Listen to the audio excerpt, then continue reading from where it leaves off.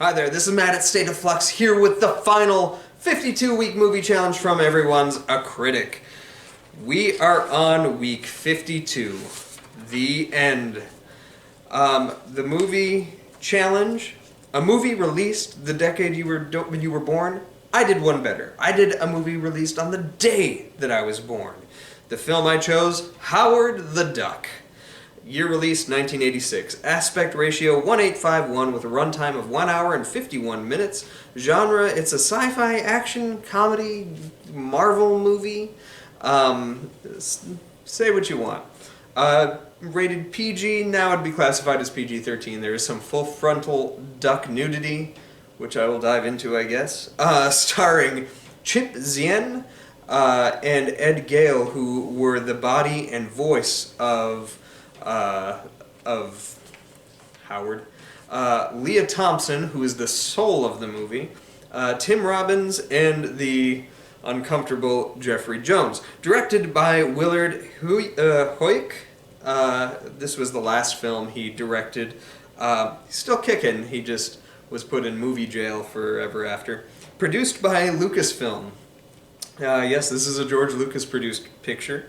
Written by Willard Huyck and Gloria Katz. Gloria Katz and Huyck himself contributed partially to the screenplay for American Graffiti, which is my favorite George Lucas picture, and The Temple of Doom, which is probably the most offensive of the Indiana Jones movies, however one that I nourish an interest in. I do think it's the best action in an Indiana Jones picture, but that's a conversation for another day. Gloria Katz also provided some uncredited dialogue sprucing up for the character of Princess Leia in the very first Star Wars movie. Based on the characters by Steve Gerber and Val Mary. Music by John Barry. And awards received, it received several Razzie Awards, including Worst Picture, Worst Screenplay, Worst New Star, who I'm assuming is Howard the Duck himself, because there was nobody actually listed, and Worst Visual Effects. Why did I choose this particular film? It came out the day I was born. I had two choices to choose from, this and Friday the 13th Part 6, but I'm doing a Friday the 13th retrospective series every Friday the 13th, so we'll come to that one in time. Howard the Duck was now, here and now, time for the duck. Have I seen this movie before? Yes, this would have been my second viewing of Howard the Duck. Would I recommend this film? Why or why not? Howard the Duck is a weird movie, because it's bad. It's definitely not good, but this is credited largely as the first theatrical Marvel movie. You could make an argument that Red Sonja would have been the actual first Marvel movie, but Red Sonja, especially being a spin-off of Conan the Barbarian and whatnot, was its own character. They just borrowed a lot of elements from the Marvel comics that had come out recently at that time to tell that story. They did it really badly. Howard the Duck is the first genuine Marvel movie, and that is weird. That this is the one that kicked it off, yo. It's bad, but almost captivatingly bad. Like, there was no moment in the movie where I was like, I don't want to keep watching this because I want to see how wonderful the train wreck actually can be. And also, like, it has a lot of the same qualities of Buckaroo Banzai or Big Trouble in Little China. Like, I would lump this movie in with those films. Yet those two films attained such a wide, like, network of, like, cult fanship. And I don't know why this one doesn't have that as well. It's kind of similar in its sensibilities. It just makes its humor aimed at the lowest common denominator. Yet the movie is far too adult for any kid to appreciate.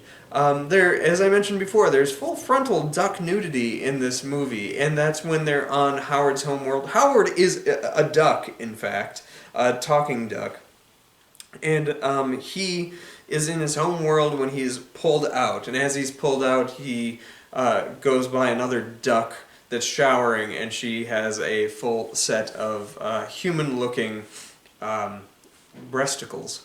And I don't know why that was necessary, or the play duck that he's looking at. This movie is nothing but duck puns. I tried to come up with some good duck puns, but I ran afoul of anything that was gonna quack you up, so I just couldn't come up with it in time.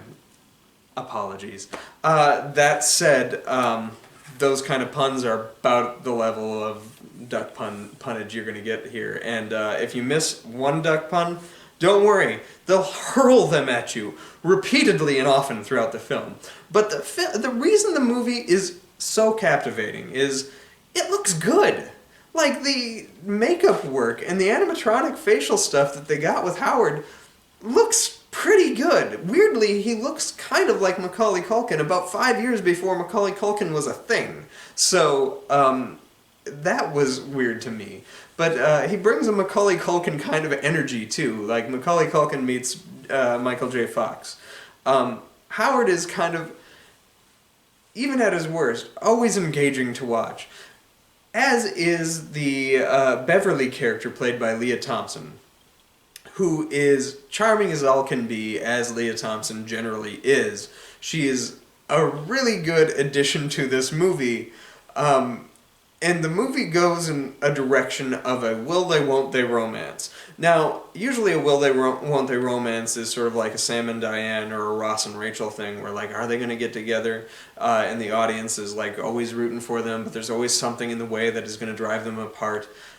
This is a will-they-won't-they relationship with the viewer and the movie, because the viewer actively is like, that can't happen, don't let this happen. And the movie's like, no, we're going to do it.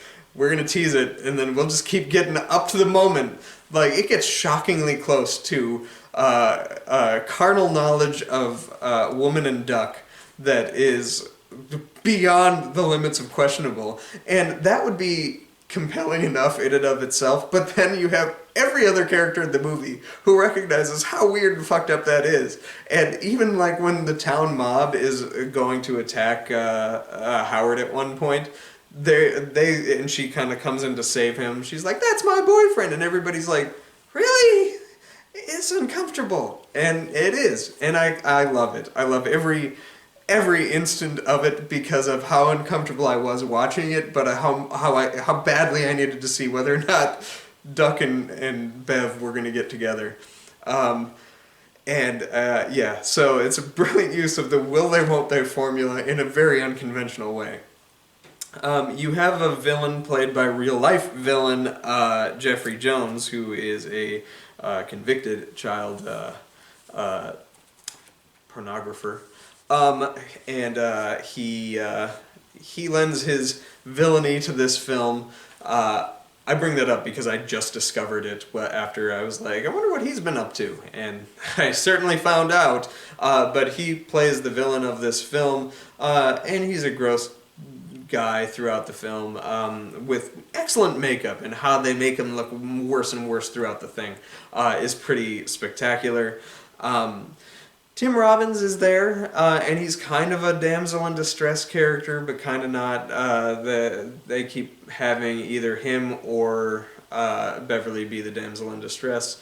The movie is pretty aged and no longer meets its relevancy.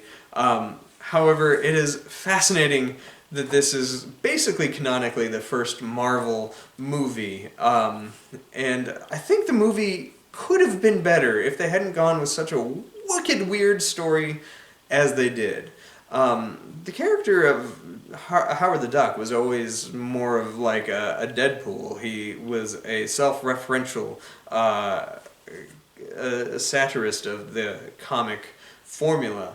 And if they had done a sort of Roger Rabbit, a hard-boiled detective kind of thing, that was a pun too, a hard-boiled detective kind of thing, I think it would have worked. But they goose-egged it and did not go that route. So, which character were you most able to identify with or connect with, and in what way?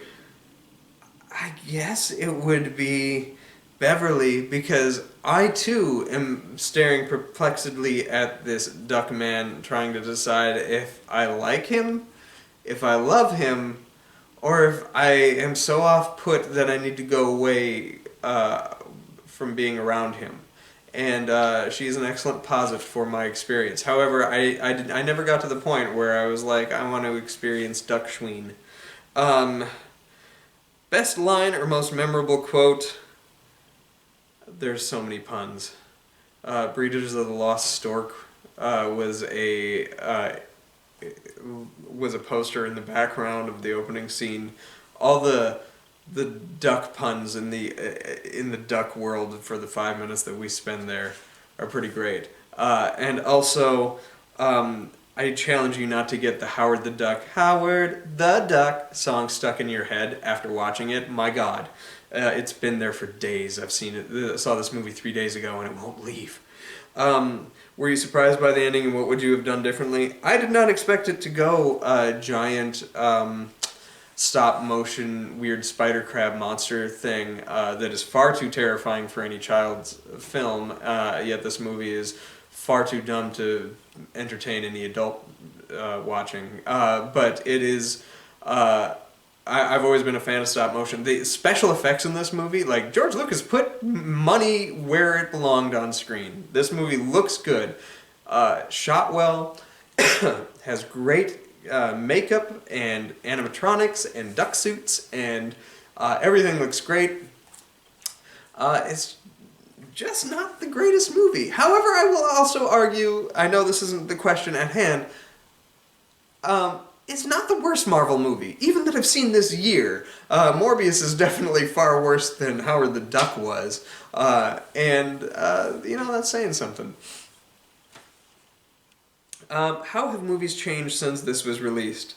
Well, movies changed in large part because of this movie's release. This movie was meant to be the big paycheck for George Lucas, who had just spent millions of dollars building Skywalker Ranch. He was very much in the red, and he needed this to be a hit, which he was pretty sure it was going to be, in order to get back in the black or the green or whatever you want to say.